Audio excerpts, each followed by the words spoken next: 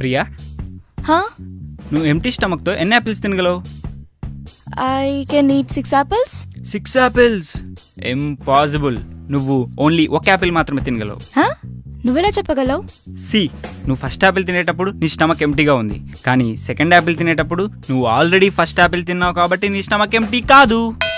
Wow, super joke Varun. అర్జెంటుగా ఎవరి మీద అప్లై చేయాలి.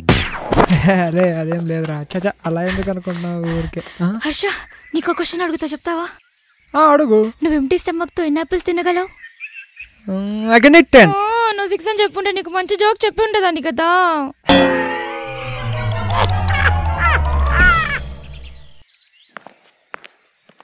హే ఉషా, నాకు 1000 రూపీస్ దొరికాయే. అవునా? అయితే ఆ 1000లో 50-50 తీసుకుందామా? అవునా? మిగతా 900 ఎవరికి ఇద్దాం?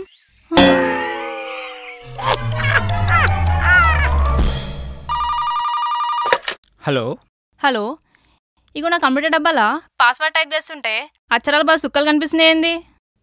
మిస్ కవిత గారు, ఆ స్టార్స్ డిస్ప్లే అవ్వడం వల్ల మీ పాస్వర్డ్ ప్రొటెక్ట్ చేయబడుతుంది.